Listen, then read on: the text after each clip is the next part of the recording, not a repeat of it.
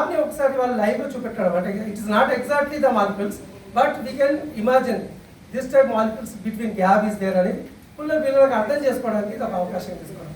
ఇప్పుడు నాకు పిల్లలు అన్నారు సార్ నీటిలో గ్యాప్ ఎక్కడ ఉంది సార్ అని క్వశ్చన్ రైజ్ చేసినప్పుడు మళ్ళీ మనం ఏదో గీసి డబ్బా గీసి అందులో మధ్యలో ఖాళీ ఉందని చెప్పడం కంటే we can do one small experiment to satisfy their doubt అంటే వాళ్ళకున్న డౌట్ క్లారిఫై చేయొచ్చు.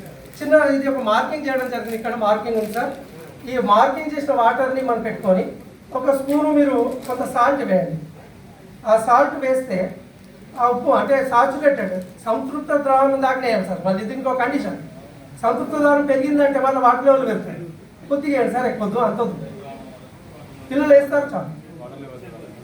మళ్ళీ దీన్ని మిక్స్ చేయండి పెట్టి మళ్ళీ మీరు మిక్స్ చేస్తే వాటర్ లెవెల్ ఏమి ఇంక్రీజ్ కాదు. మళ్ళీ ఎక్కడ పోయింది దీని క్వాంటిటీ ఎక్కడ పోయింది అనేది పిల్లలు అర్థం చేసుకోవడానికి ఇది ఒక వండర్ఫుల్. అంటే అక్కడ గ్యాప్ ఉంది కాబట్టి సెటిల్ అయినాయి అందులో ఉన్న అణువులు, ఈ సాల్ట్ అణువులు ఉంటాయని చెప్పి వాళ్ళ పిల్లలకు ఒకటి సింపుల్ ఎక్స్పెరిమెంట్తో చూపెట్టచ్చు. రెండోది చాలామంది పిల్లలకు సాల్వెంట్ సొల్యూషన్ మీద ప్రాబ్లమ్స్ ఉంటాయి.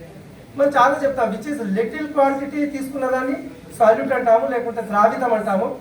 మళ్ళీ ఎక్కువ భాగం ఉన్నదాన్ని ద్రావణి అంటాము.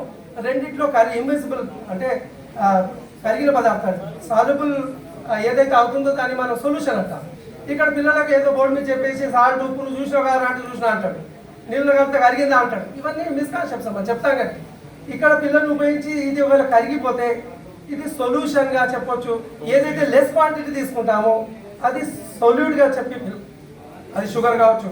మళ్ళీ సాల్ట్ తీసుకోవడం కాకుండా షుగర్ ఇస్ కాస్ట్లీ కంపేర్ చేస్తే సాల్ట్ చాలా తక్కువ కాస్ట్ కాబట్టి ఇంట్లో యూజ్ చేయొచ్చు పిల్లలు. ఇది ఒక చిన్న అంటే ఎవ్రీ ఎక్స్పెరిమెంట్లో they have to involve the student in the activity.